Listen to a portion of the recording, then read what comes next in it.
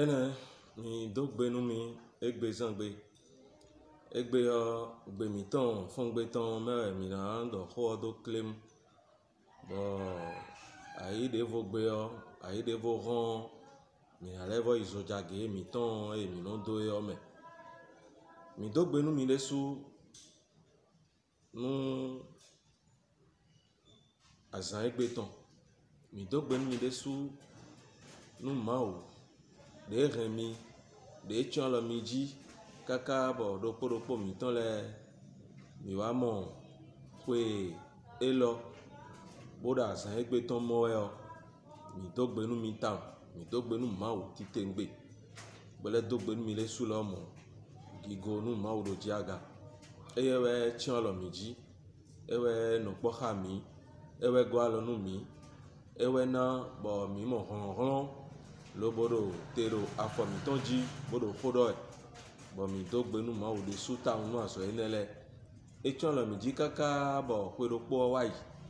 bo mi le do kwe de vo me din yo din mi mo do pe da ho yin bo mi na do nu mawo ache ne mi lo mo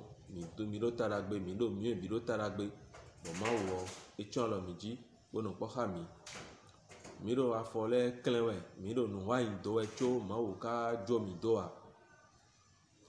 mi do gbe ni desu ni gbobonu mi ni khore bonu khoe da kon mi ton ji yo mi na so do to menu mi do Jesu Kristu Nazaretu ton sin come mawo e daji nu kusin pa ikun gban po mi do gbenu mi gigo nu in kon mi ton mi do gbenu mi desu nu alogo mi ton àwọn gbanu mi ton nu kun pe do me wo mi ton mi we no po ha mi kaka bo gan lo me dion mi lewa do kho mi ton sa bodo kho mi ton na sewe mi do gbenu mi desu akuno mi bo wa do kho nu ai ha mi ton le kho mi na se din yo mi wa do nu ai ha mi ton le do Jesu Christi Nazareth ton sin come bi gbo wiwe wa tin me kho nu mi do gbenu edo agose do Jesu Christi Nazareth ton sin come ami no vile o khoida komi ton jibo mi na ma kha mi yin o yin do mi do na yin me de lobona 20 ans de sous le koye lo me mi na 20 ans mi na do gan wa mo mi na de do koye lo me do esen yin ma wo sinsen mi ton me bóyá pé wá yọ mẹ́rin àwọn ọkọ̀ ẹbọ bí ọ̀nà ṣùṣù délẹ̀ máa wò bọ̀ àmọ̀ ẹ̀ àbọ̀ ènìyàn kó yin ànú kó àwa kan mẹ́nu ẹ̀ àbí ò novi súnde novi nyọ́nde ló pélé tẹ́ntò ìfíànù sẹ̀ máa wò dé kó dọ̀ kó dé níbẹ̀ ó vẹ́nu ẹ̀ bọ̀ ènìyàn kó àwa kan mẹ́nu ẹ̀ àbí jíjọ dé ìjọ dó gbẹ̀zán tó jí bẹ́ẹ̀ ni kó àwa kan mẹ́nu ẹ̀ máa ń lọ́bọ ní kó àwa kan mẹ́nu ẹ̀ débù lálá o do sẹ́pẹ́tò mẹ́dẹ́ mi kò ń gbé ọ èsì òjìrẹ́ dó gbẹ́ mẹ́mí dé lọ wù débù wa èsì òjìrẹ́ dó gbẹ́ lọ mẹ́ wù wa àmọ́ kó ṣe àmọ́ wò kó má dọ́nu mi dọ̀ sí káwẹ̀ ìdògbà tó ènìyàn bọ̀ tó ènìyàn àbí káde mẹ́ hàn òkú káde mẹ́ hàn àdàgbò mẹ́dẹ́ mẹ́ hàn nù hà mẹ́dẹ́ mẹ́ hàn do to ene me kon gbede ha mina do grand mina do vive ndisu mina de do yalenu bonando sigandugu akosulu to mawu ton mi biwe kaya mi biwe yilo mi biwe da do akosulu to onu ewe zumbo mi wadu mawu ko sewe bo ko mina se o ko mina mawe yin dide kan vivant kan dodo nu dide do yanu ouvenu ouvei sede ina dedenu ina to grand ina yinu kon eyin ina gbojo a do nde wu a ile mi no mo pon da gun gege mebo gbeto de le no si nu ma si nde utu ino jo amisa do mo ton si amisa o me ton si ple o me do ho me si utu do akpọ wutu do mede wande nu me wutu bo ino jo esanyi ma wo sinsen meton ino jo do we lo me on ina yin monu mi ya ewe zombo mi lo sise we do nu echi mo nu mi jenwe yo awovi yo ena dudo mi ji ena modo me yin podoto Jésus Christ ene le bo dole yo ye yin podoto Jésus Christ de ya mi mo ache mi bobo nu mi ni ka esanyi ho Jésus Christ de sudo do ma o ho ma me yo mi na pon do we ma luka ton me we ma luka ton me we mi na ka nde weje nu kon luka sin we ma luka si we ma ta ko nu kulo po afọ ko ewe do po go we mi na ka bo mi na pon ho Jésus Christ ka dodo fini nu mi dele we Jésus Christ do ona ta ko nu kulo po afọ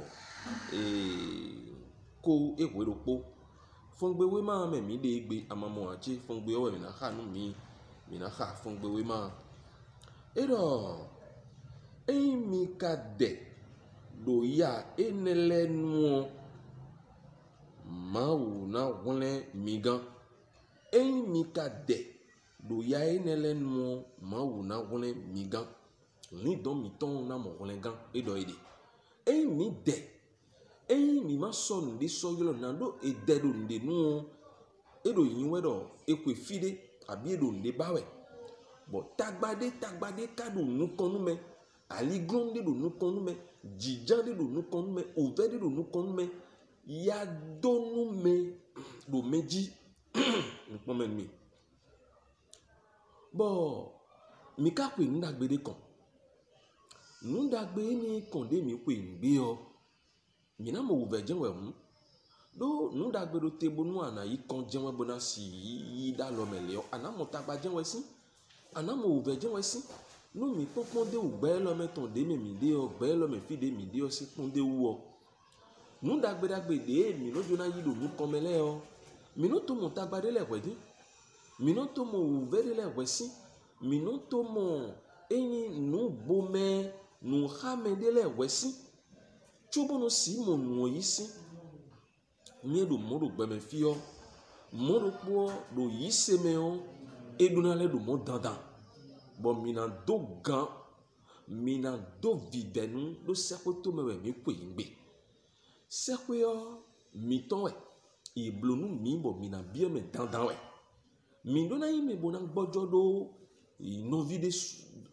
blon de khami no vide ta fo mi ji abi me de zumi abi o me de dapo ko me nu mi abi jijo me de ton no wiwa me de ton ko klan fo nu mi wutu o mi na sin ko me bona do o yin so si na kun ne me a mi na sin ko me bona do o yin so si na kun ne me de buwa mi su do mo a wi me ko do mo wa yi wi me de ko do mo wa yi do kwe wa yi o me bo agbojo ayi gudo nde benwe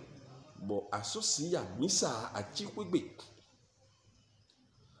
mi pon ye ndo do wude wa ibo mi sodo enyi gbavi bonbon mi ton kan YouTube o mi se deji bo mi modo mejire medede bo eson modo emile o emi kuna yime lobo na igudo gbere o nu kan je mi na yi ye bana do igudo ye bana wuli igudo cho ganke yo ganjenwa edo boyi nu kan amo achi kaka bo ibio apostolu to sekweto me ton me amo achi ene mi bo kenklen bonu mi dedenu mi de taundenu mi dona de do zoni beji zoni me mi de do fidion mi dona de bona yinu kan mi na de besue bona yinu kan mi na pon medicine wa indo abi medicine wi wa indo nu me da gume pele temi to me bona ton si me pomburo je me de agbo pe mi de le deji de mi kun so si wa misa o bona ti ko gbe yo mi so si bolo mo Jésus Christ malebo kha fon gbe de Jésus Christ do we ma o we ma fon gbe ton lo ma kha ero mi ka de do ya enele nu mawu na wele migan mika de do yo vogbe o me et donc par votre persévérance vous sauverez vos âmes. Dogbon vide mi ton kan vivant mi ton me mina wele ni don mi ton gan we no asin ko me boka leko we no apodo we baka jo de kikodo ajo mawu sin kon sa wiwa do ajo enele bi sese do ne anasi yise ko to o me gbo abesi na ko gbe ninu to e àbí àpọ̀tò èdè àrẹ̀wò kòmé sísìn tó èdè àrẹ̀wò bó lẹ́kọ̀ọ́ àbẹ̀sìn lọ́yìn náà gbọ́ àlọ́ ní ìbànú bí àkọsílò tó sẹ́kọ̀ tó mẹ́tọ̀ mẹ́rẹ̀ sí à. o èsì ògbọ́ àlọ́ ní ìgbèdè yà èsì ògbọ́ àlọ́ ní ìgbèdè pọ̀ wọn bí jẹ. kó gbé Jésù Kristu tán èyí lọ́rọ̀ fi ọ ewẹ̀ mìndónà rẹ̀ wò dandan. Bodo na ido nukon iwe. Mina lekpon esi anyi wema enyi Efesun le si wema Efesun le Taizien afọ enyi ko ewewe go Efesun le si wema Taizien afọ ko ewewe go bodo to nwe fongbe wema doi. Ero mina no hode teme minano hode teme bonano savonu mawu bon yemi me mawu to ji we binu mino no acheji bono do kando dewe bono do kando dewe mino na chiji bono do kando dewe mino do gandowe mundo edene mino do kando dewe titengbe lobono hode nu mededovo mawu ton le bi et moi mina do kando dewe mina do gandowe do dekiko mina do gandowe do mawu sisi ome azo mawu ton nui mawu ton bo mino biblowe yo mina do kando dewe mina do gandowe gbẹtọlẹ na gan yama don mia amọ Paul dọ kọnu Efesun lẹrọ fi bódọnu yèdọ mẹjìrìrì yèdọ na do gandewu yèdọ na do kandewu nùwẹyìn nùbọ yèdọ biblo wẹdọ mawo sísẹmẹyọ yèdọ na do kandewu Jésù Kristu dọ zinari gbọmọ mi ha yèdọ mẹjìrìrì mi do na dẹ do yanu mi do na dẹ do wùvẹmẹ mi do na dẹ do azọyẹ kọmidiọmẹ. Mi dona do gandowe mi dona do nukon yiwe mi dona do tintepowe mi mon ko je wa no vitele mi dona de do azoe Jésus Christ zon mi le me ma aussi se mi ton mi dona de sutam edo no mi de do ya enele no Jésus Christ we do modo ene no mi de do ya enele no et na wole mi gan li don mi tona mo wole gan mi na bi akosuru to seko to be tombe wenu mi de dion so wenu bo mi na do ho mesi we mi na po mo we do e do le blu nu mi we do le nu mi wutu o ewu e so wenu mo nko ton mi de dian ni mo nko je mi ati wenu mo nko ton mi de dian wenu mi de dion eni wende bo mi na do ron bo yi nu kondisu e mi wa pon nu jaki sin we ma do e mi ni pon jaki sin we ma nu kon ton jaki sin we ma nu kon ton ta nu kon ton afọ eni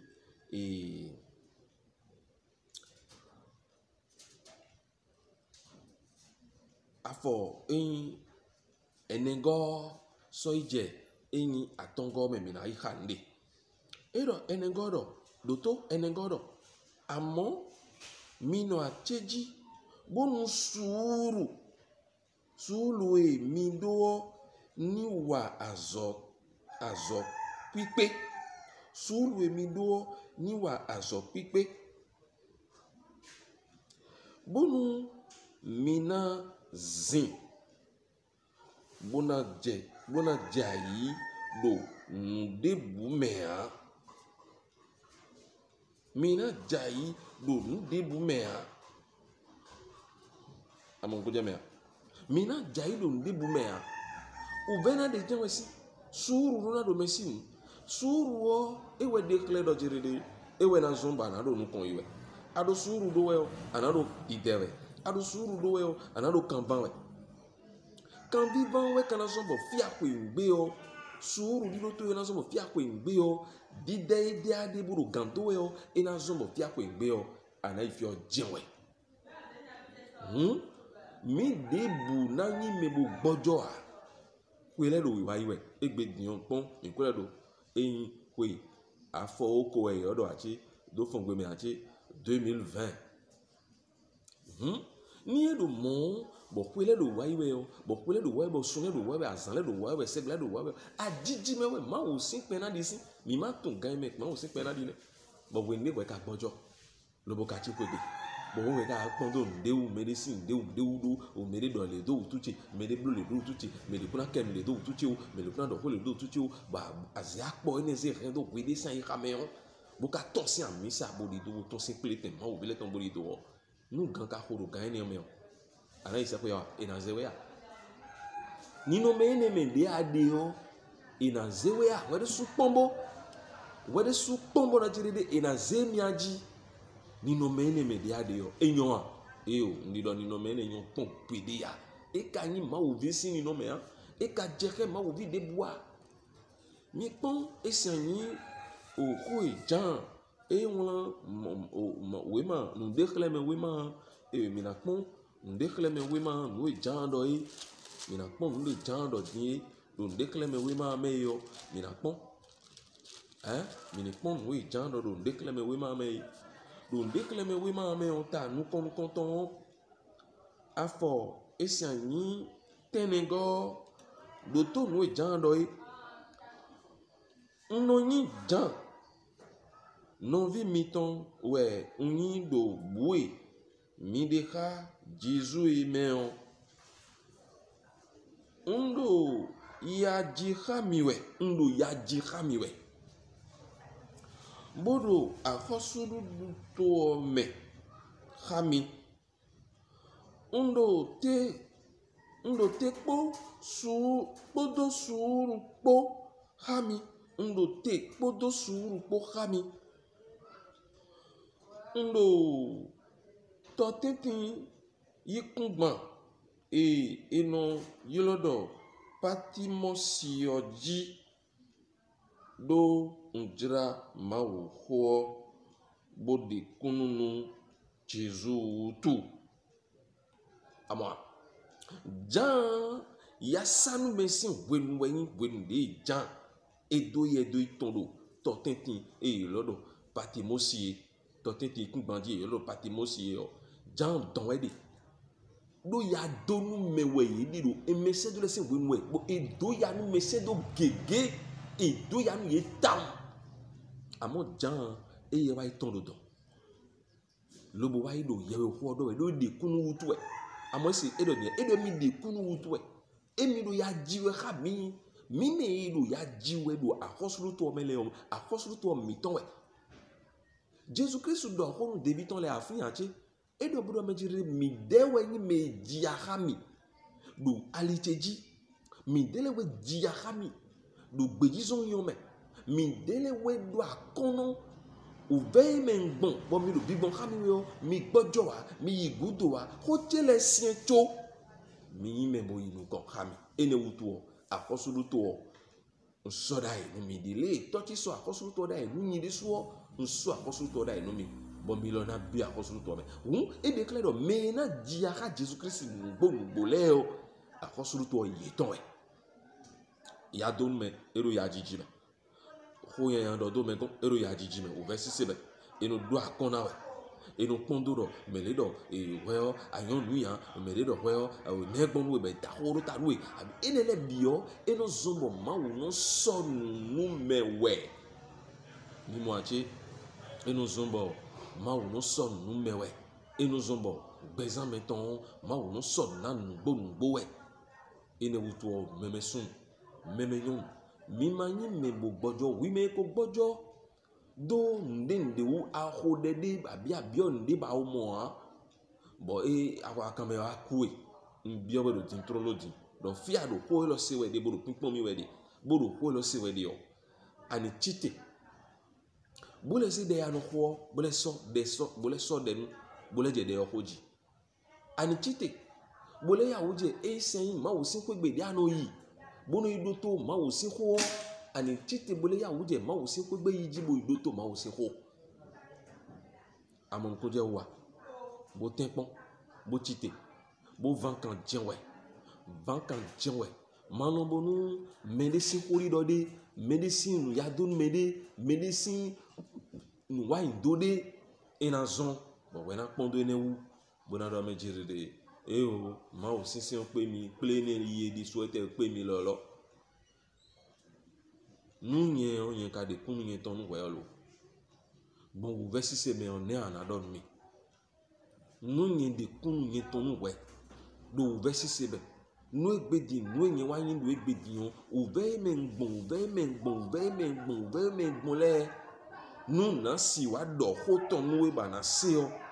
no vichi ndi do wede so ana di bla ya vi ni yen de so e mo we si no vichi mi me bi we na gbon o ve o me chobo na bi o akosulu to se to me ton me Paul don e do bodo me jirire de o ve gege me mi na gbon we chobo na si obi o akosulu to se to me ton me de ji ohun no vi sun no vi yon ni abio ndo ko wa yo me ba ma ko mo a ko lo ma una na we nu ko yi to e kan vivant to me we na so dide do yan dide do be nu we na so kan vivant to we kan do nu to we bodu kan van we bodu nu ko yi we mo me no won agba do agba kun to le mo yibo eno so ajoro porote bono do me na yin kon me na jenu kon bona bolo nu e ba ide yo bona ton ta o me ne we na ya jo bo ka kon le yi no wo sun kan we bo mo no ka bo eno apa yi to ganke ajo eno de soro tenu yi yo yin ajo dagbere abe nu yin bono agbele ba gba me fi sin wo be bono agbele ba no vichi bo kenklen bonu ani vaka bo kenklen bonu ani dogan bo kenklen bonu ani chite do ko lo me bo ma gbojo debu lala o ma gbojo o wi me ko pondo nde o bo jo amisa ido bo ma don we lo nu e asino ko gbe bo na sen ma o bo ise ko ya epen ban eni o gbon epen bi la sala we asiu sen ma o do ko gbe eme plete we ana yibo inu kun me a eme ka inu kun me we na hun we a ema kai no plume o wena zombo no wa indo to wele o ana mo ye ya bona ton simea aha akachi ko gboro mejire de nebo mele na do lo le ni aji goyi we yen ni sin goyi we hun akaruna ton sin kan goyi to me ana de goyi se awuda yi ana jo goyi do ana de wede se goyi be bo ana bio ye mi me ma wo ton ni hun gbigbo to yi ni hun nu to yi ko lo mi dele mi jona dai hun debuwa mi jona pon kudo mi kaja pon mede gon nu gbo e mi na do bo na nu gbo me do sekoto me mi na bio me jenwe nu kan to gban do jijo we yo mi na bio me jenwe mi ro tagbade khamede ya wi lo ma ro tagbade khamede bo ka kenkele bo chite bonu ani vankan we do yan ikun ko wa do pe on di tin bo ndo me jire achi ayi bo cha ikun gban lo jijin o dagbede te na wa nu e mo si wa dagbede nu de e si wa dagbede nu ya dagbede bo si wa nu ya nu e ma wo ho do nu e ma wo ho e mi no kha elo e do iwe mi na hwedo iwe mi de mi na sonu kundeji ewe midele mina vakande me enyi nu emele yiru di dowele o ewe ya meri do le numi o jaki do le numi o koku do le numi asiba do le numi mi nelewe anakpon me wiye ko sekoto me ache mere tele ko sekoto me gonwe me wado kono je ko sekoto me nyero fi dion nyero kono je sekoto me asienda e yere soja e ko to be vileo yere soja e ko to be e na klo e ma opo e na se ma opo bona se beta me do ko na se beta me biwe kana gbon ve me dan eni on level don we me biwe na gbon ve me dan ove o me biwe na gbon ve me edo medina goma mo ove a ove me do ton me do na mo jewe bu kana do akona bu na do no kon yi ma gbojo level vacan level yi no kon ove susu na te da litu eji to egbe we yan yi no egbe we yan yi o me no na sansa kwewe me no na ndulu we me no do hawe me no su kwenu we me no gwalo no bo ano mo vivo da yi khame bo me ne le debu so ro biblo no we ya ma pondo ene wo bo gbojo beto eno dohun ya mesi amo me do jinu kusin bo do ai kun gba on me lo emi de o me sin mi de o eye mo no dohun ya me gbere ne eye no dohun ya me gbiri ya me do poge de wo mi na gbadodo me o jene no viche sunu nyonu Jesus Christ we kudo tatu e me bo kudo tache me o e u kere we na gbadodo asana gbadodo beto de wa kana sana pon beto de sin jejia Jesus Christ kede ejiwa ikatu e na no bana do nu kon ye boru kan van we nu kon je mi na yi bona do nu kon yi we bona do nu kon yi mana do so ni o ji gbeji zo ni me mi de bo gbeji zo ni o e na bibo we na gwa lo nu mi ma wo de so na gwa lo nu mi Jesus Christ kuro ta mi to bele fun do ta mi to e na gwa lo nu mi bo mi na yi nu kon je kaka bi o se pe to me dandan ko kle nwe lo ewe mi ba na ma hawe mi dai ka mi ton ji one mi na le wa blodo zojage o sin gbe be yo vu gbe le me bo mi na le asi me ma se ko kle mo la ko pataki we adona gbojo a adona igudo a adona ime bo igudo debu a adona ime bo gbojo debu dali debu no nu debu na to we do gudo a nka di do jere akose ko kle nwe lo bo ina gwa lo nwe pondo esanyi o yamundo dowe mi pon eni bo mi zedo kan jiba pondo yamundo dowe ni o bonu ani pon le nya eni o zekpeta bo yi no kon kaka bo ya kosulu to me e do aligon le mo e do le afokan le mo cho e ban kan kaka e vivon Jesus Christ ni bo donwe bo donu ni don to e bo donu gbigbo to e bo donu agbaza to e lomo do Jesus Christ Nazareth ton sin come mi ni bo kode ma wa kuno mi dogbenu mi gigonu nkan mi ton mi dopen mi nu kwelo mi sodo akonje mi bo mi mai mi dogbenu mi de su do gan kwelo me iye mi me ma wo ton gwa lo nu me se le bi gwa lo nu me kun mi bo do to mi bo se kwelo le gwa lo nu ye gwa lo nu do poropo yi ton le bo ndo me jiride yi ndo si wi nu kon bo do si nu kon bo kaka bo bi akosulu to me bi ni bi akosulu to me akuno akosulu to we yi mi ton ba broda inu mi ademi na wi bona wa bona leko wa emi kana iblo teme dida inu mi we bona leko wa bona abe mi bo mi na yi akuno mi me debu na gan